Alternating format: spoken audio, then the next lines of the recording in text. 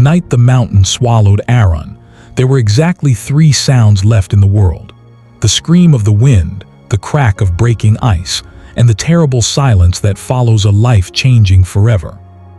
He had gone up that mountain as a man with ordinary worries, ordinary hopes, and an ordinary heartbeat. But by sunrise he would become a story people would repeat in disbelief. The kind of story that makes even the strongest listener go quiet and stare at the screen. Because some battles are not fought in stadiums or cities or boardrooms, but in the frozen mouth of death itself. And this is one of those stories. So stay with me, because what happened to Arun was so impossible, so brutal and so unbelievable that even now, years later, people still shake their heads and say it should not have been possible. But it was. And before we go into the heart of it, make sure you like, comment, share, and subscribe, because stories like this deserve to travel farther than fear ever did.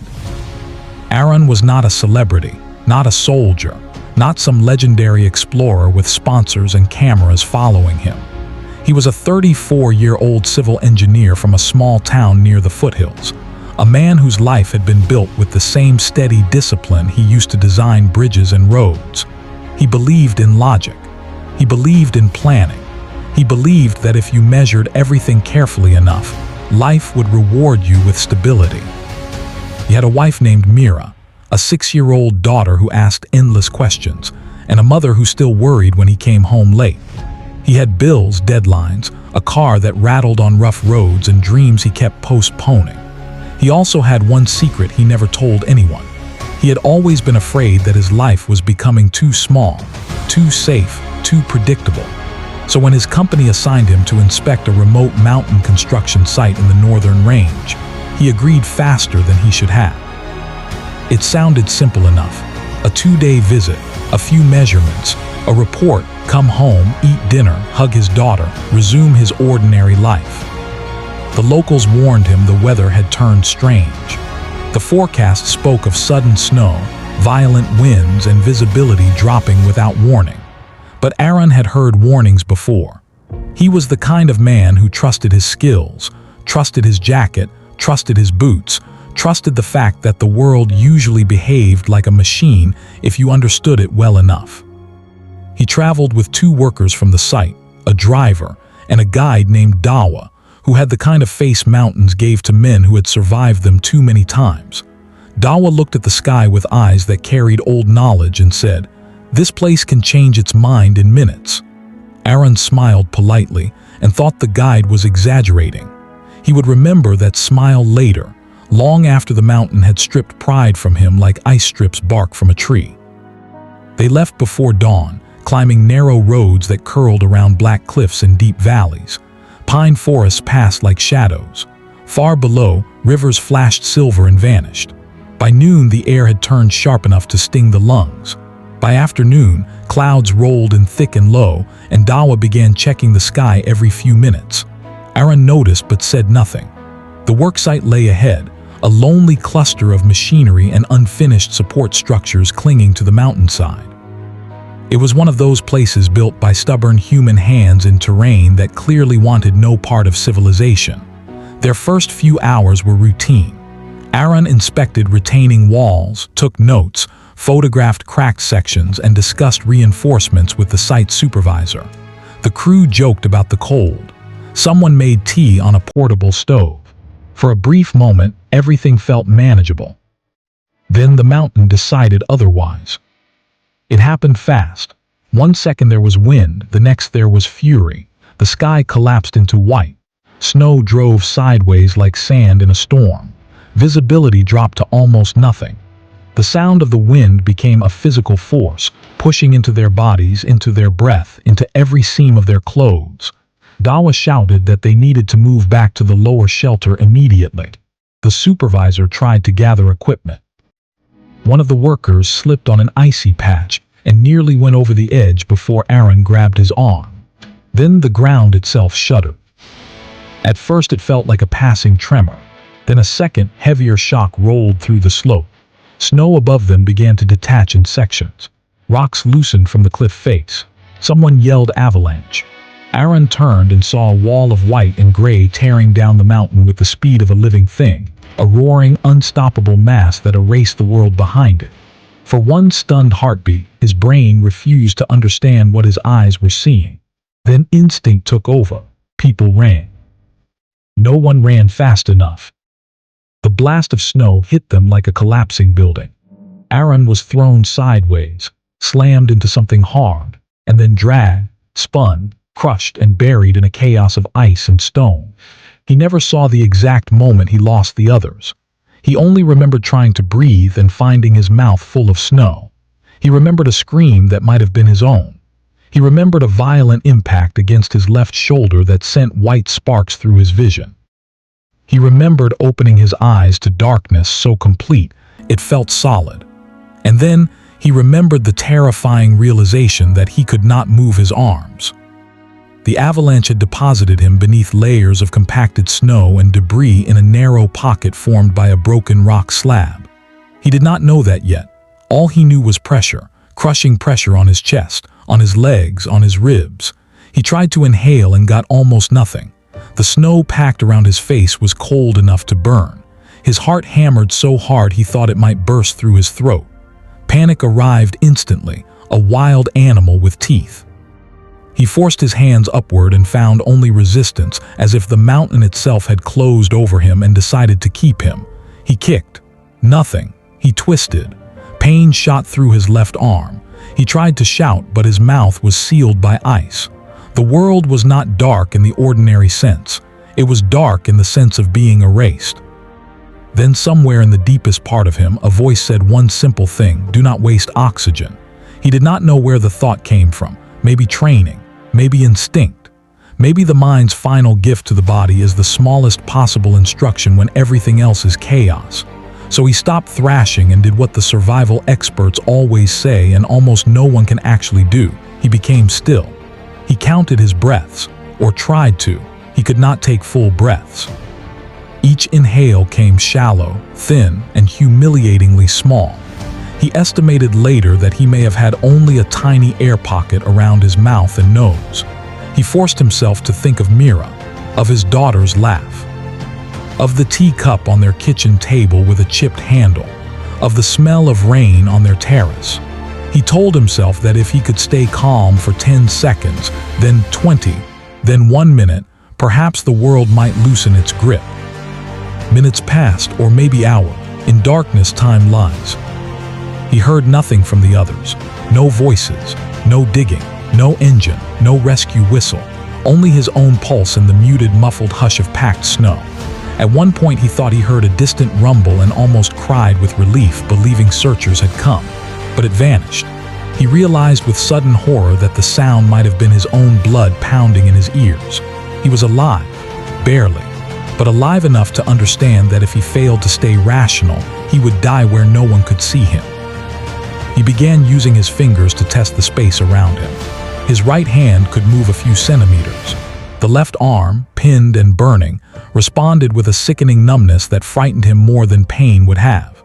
He used the side of his hand to scrape at the snow near his face.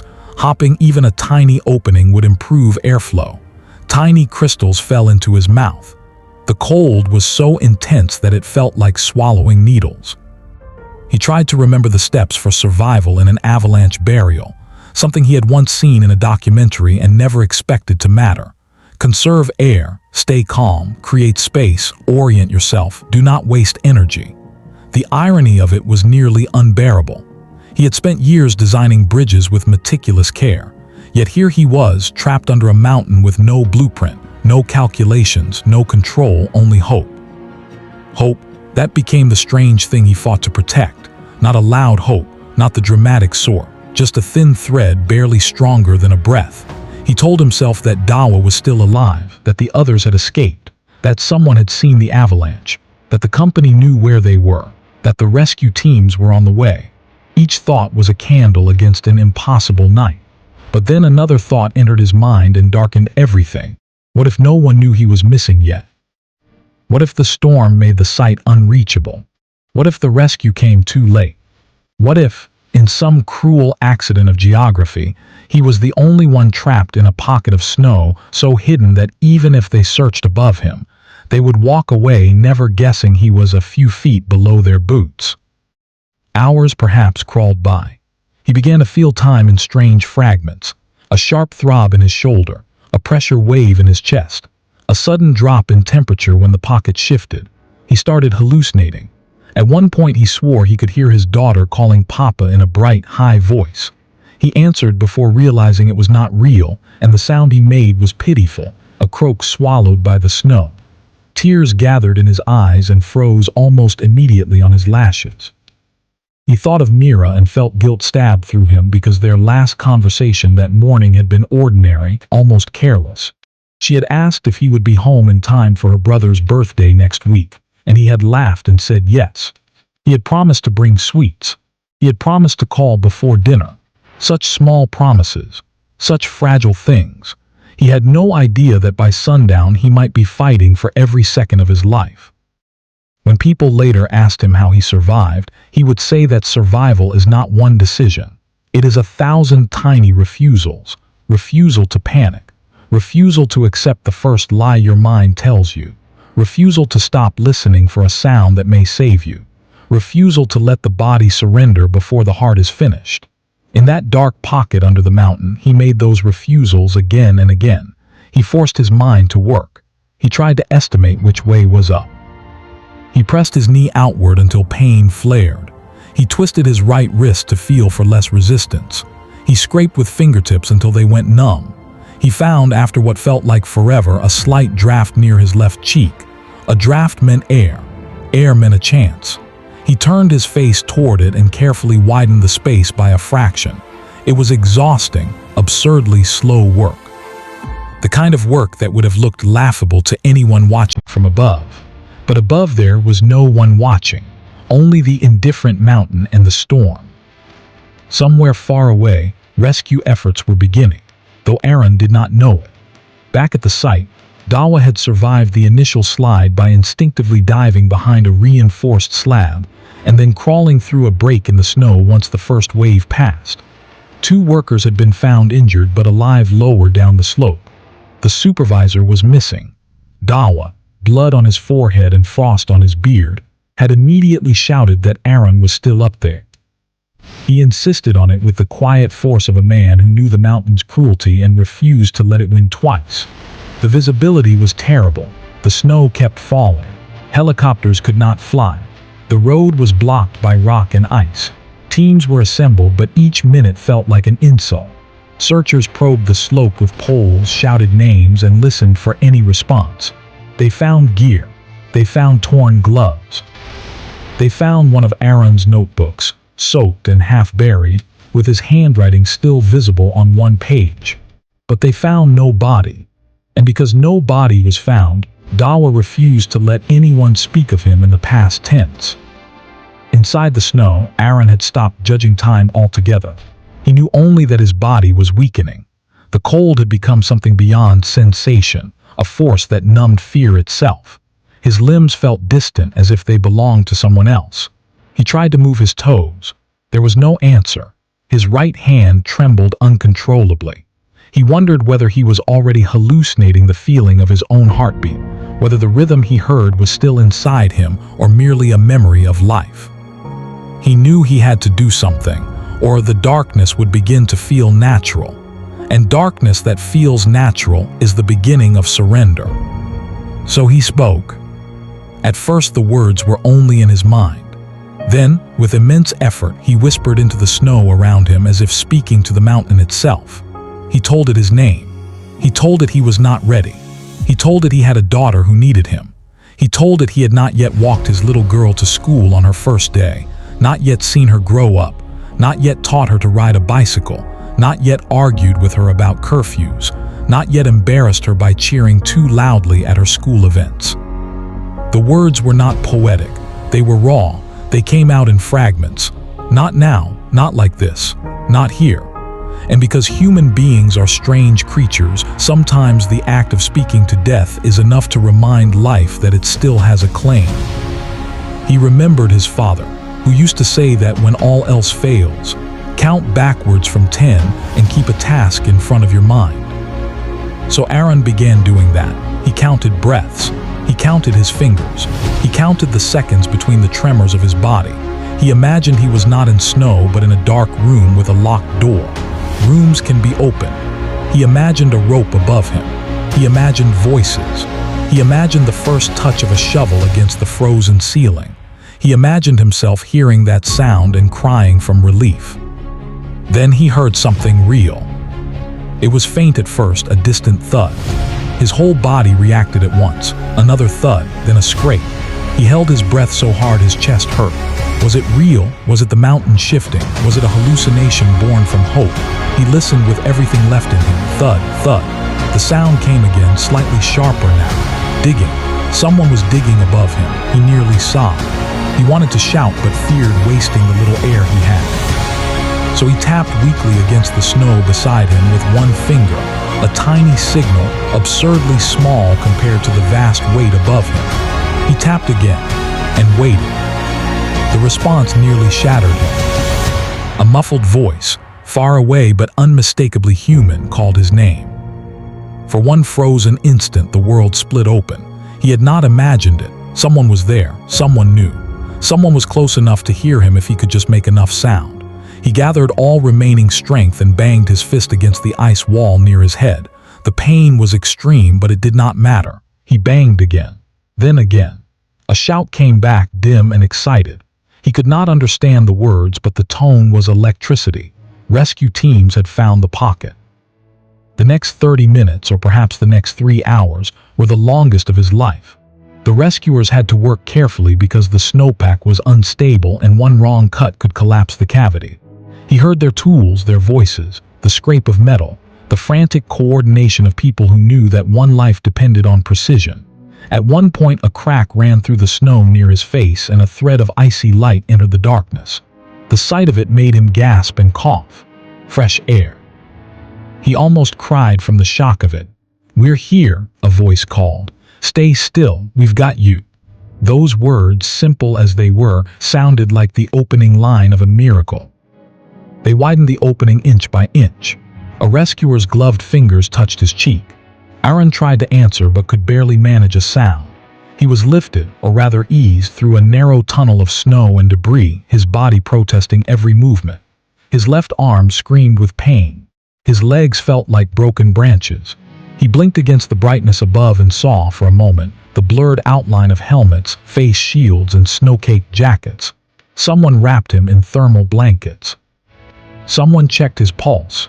Someone said he was dangerously cold and needed immediate evacuation. Someone else said he was unbelievably lucky. Arun wanted to tell them luck had nothing to do with it. It had been stubbornness, instinct, a promise to his daughter, the refusal to disappear. When they finally pulled him free, he saw the sky for the first time in what felt like a lifetime. It was not a beautiful sky. It was gray, bruised, and filled with falling snow. But to him, it looked like the most magnificent thing he had ever witnessed. He inhaled deeply, and the air burned like fire. He coughed until tears streamed down his face. His rescuers shouted to one another, securing him onto a stretcher. He caught sight of Dawa near the line of searchers, his face white with exhaustion and relief. Their eyes met. Dawa gave a single nod, and in that nod was everything. Grief for the ones who had not made it, gratitude for the ones who had, and the unspoken truth that this mountain had tried to keep its secret and failed. Arun was flown out before sunset. The helicopter ride was a blur of vibration, pain, and flickering consciousness. He remembers opening his eyes at one point and seeing the valley below, impossibly vast and peaceful as if nothing had happened. He remembers asking about the others. He remembers a medic squeezing his hand and saying that 2 workers were alive, 1 supervisor was still missing, and the search would continue. That answer sat inside him like a stone. Survival, he understood now, could never be purely personal. He had lived, but not everyone had, and living with that knowledge would become its own kind of burden. The hospital was all white walls, monitor beeps, and controlled warmth. Doctors said he had severe hypothermia, fractures, tissue damage, dehydration, and symptoms of prolonged oxygen deprivation. But he had survived against all expectations. Against the mountain, against the storm, against a burial that should have been final. When his wife, Mira, arrived, she looked as though she had been built from all the emotions a human being can carry at once. Her face was wet with tears before she even reached his bed. For one long second, neither of them moved. Then she touched his hand and broke into the kind of crying that comes after terror finally has somewhere to go. Arun tried to smile and failed, but his eyes held everything he could not say. Mira whispered, "You came back," as if saying it aloud might keep it true. He nodded, unable to explain that he had not been brave in the way people imagine bravery. He had simply refused to let go. Their daughter came the next day, carrying a handmade card with a crooked drawing of 3 people under a giant blue sun. She climbed onto the chair beside the bed and stared at him in awe, as if hospitals were just another kind of magic place. "Papa," she said softly, "Mummy said the mountain tried to keep you." Arun managed a weak smile. "It lost," he whispered. She grinned like the world was safe again and placed the card in his lap. On the front she had written, with help from an adult, "My hero." He could not read those words without tears. Not because he believed he was a hero, but because children see survival as something simple and sacred. They do not divide it into technical terms, probabilities, or news headlines. They just know their father came back. The weeks that followed were slow and painful, relearning movement, coping with the ache in his arm, the nightmares, the sudden jolts awake when his mind replayed the darkness and the pressure and the terrible silence. Sometimes he would wake convinced he was trapped again, and Mira would hold his hand until his breathing steadied. The doctors were amazed by his recovery. The rescue teams were interviewed. News outlets called it miraculous. People asked what he had done differently from the others. Arun had no grand explanation. He said the truth. He said he was lucky.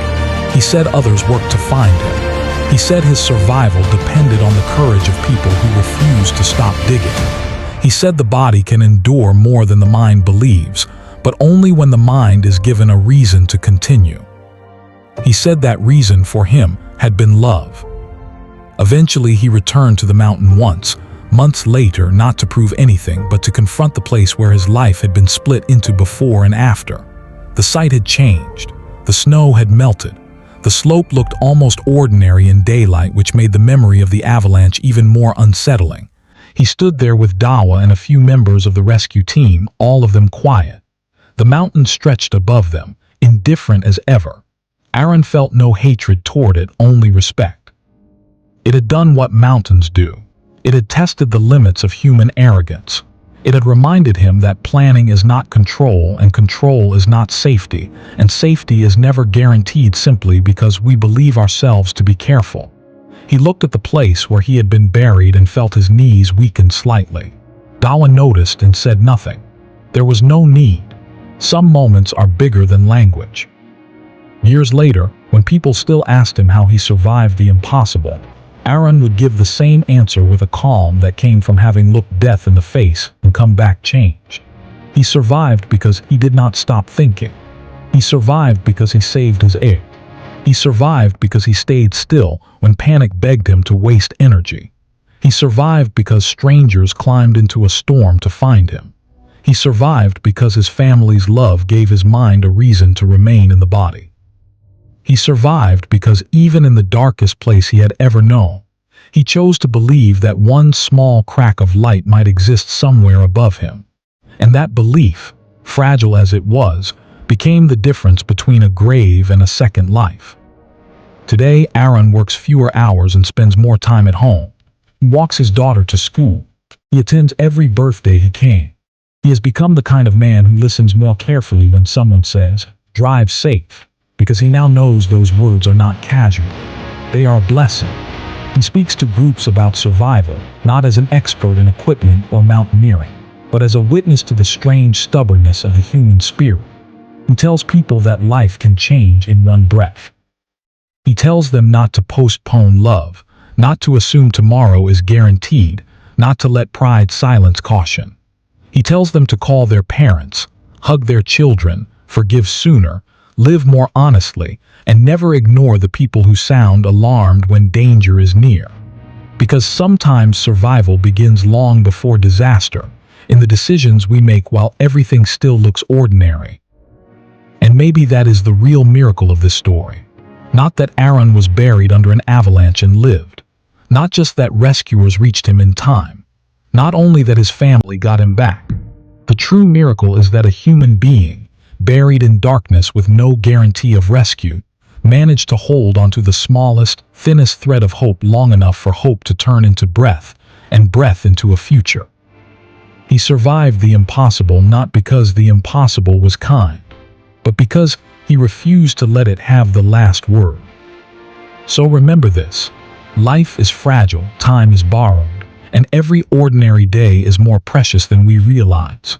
Be careful with your words, gentle with your loved ones, and grateful for the quiet hours that seem boring, because those are the hours many people would trade everything to have one more time. And if this story touched you, let it remind you to like, comment, share, and subscribe. Not just for the algorithm, but because stories like this deserve to live on. And because someone who feels buried by life may need to hear that even under the heaviest darkness, a small crack of light can still save a soul. Moral lesson: never take life for granted. Never underestimate the power of hope. And never forget that when the world feels like it is burying you, survival can begin with one calm breath, one stubborn thought, and one reason to keep going.